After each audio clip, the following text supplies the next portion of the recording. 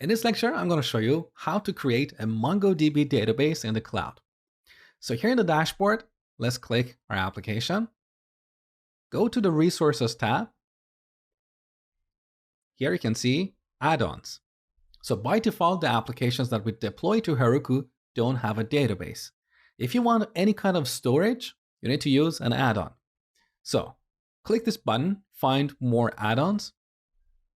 On this page, you can see all kinds of add-ons that we have in Heroku. So we have add-ons for data stores, monitoring, logging, email and SMS, caching, errors and exceptions, search, metrics and analytics, and so on. It's a very comprehensive list. Now, the add-on that we're going to use is mLab. So click Data Stores.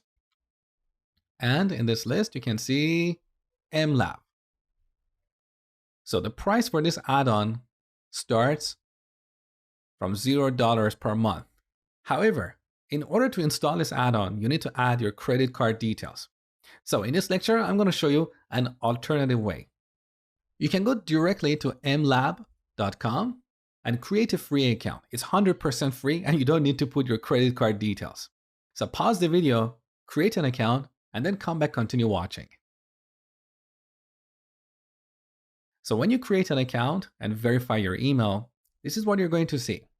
MongoDB deployments, currently we have none. So create this button, create new. Now here we have different providers. You can put your database in AWS, Google Cloud Platform, or Azure. The provider you use is entirely up to you. I don't have a strong opinion about these providers. So I'm going to go with AWS. Below that, you can see we have this sandbox plan type, which is completely free. Now, this sandbox in AWS is available in US East and Europe. If you use a different provider, you're going to see a different region. For example, let's look at Azure. So as you can see, Azure has sandboxes in West US, East US, and Dublin. So I'm going to go with this. Let's continue. Select the region. I'm going to use California. Then continue. Give our database a name. I'm going to use Vidly. Continue. And submit order. Now, this is not really an order. It's completely free. All right. Now we have a MongoDB database in the cloud. So let's click this. Here on this page, we need to create a user. So let's go to the Users tab and click this button. I'm going to call this user Vidly user and give it the password of 1234. 1234. Of course, this is a very bad password purely for this demo. Create. All right, our user is ready. Now, on top of this page, you can see our MongoDB connection string. So note that here in the connection string, we have the username and password. So we don't want to store this in a configuration file in our project. We should store this as an environment variable. So back in the project, in the config folder, look at default.json. This is where we store our connection string. So in our development environment, we're going to use this value, but in production, we want to use an environment variable. So we need to map this application setting to an environment variable. So open up custom environment variables, add a new key value pair here. The key is DB, and we can set the value to Vidly_DB. Now, in this particular case, we don't really need to use Vidly as a prefix because in each server, we're going to have a single application. But I added that to be consistent with the other environment variable. So now we need to go back to terminal and set this environment variable to our MongoDB connection string. So one more time, Heroku, config, set, Vidly_DB equals. Now I'm going to go back to mLab and copy this connection string and then paste it here. Now let's change the user to Vidly user.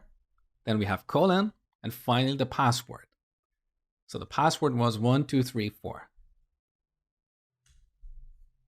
Okay, our environment variable is set. Now that we have changed our source code, we need to redeploy our application. So first we need to run git add period to stage the files. Then we need to commit them.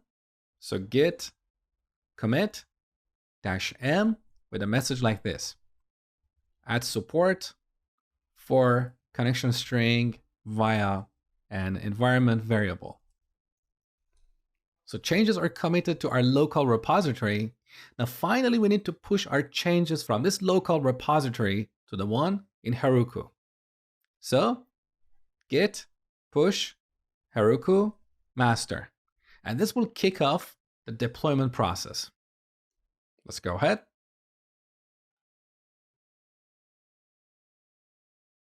All right, our application is redeployed. Now, back to the log, you can see our application did not crash this time. In fact, we have these info messages from Winston. So it's connected to this MongoDB and it's listening on port 6357. So Heroku dynamically assigned a port to our application.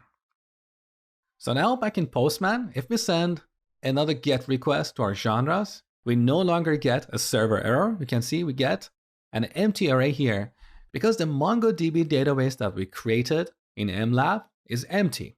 So we can create a new genre, but in order to do that, first we need to create an account. So let's send a post request to our user's endpoint.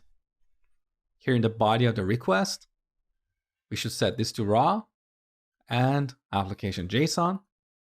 We should send an object with 3 properties: name, Mosh Hamedani, email, programmingwithmosh@gmail.com, and password, which I'm going to set to 12345. Send. Okay. Now we have a new user. So let's go to the headers tab and get the authentication token. Here it is. Beautiful. So copy this. Now let's change the endpoint to /API/genres and change the name of this genre to thriller. And delete the other properties. Finally, we need to add the authentication token here. So x-auth token, paste it here, and finally send. So look at the body of the response. Here's our new genre stored in our MongoDB database in the cloud. And that brings us to the end of this section. I hope you enjoyed this section and thank you for watching.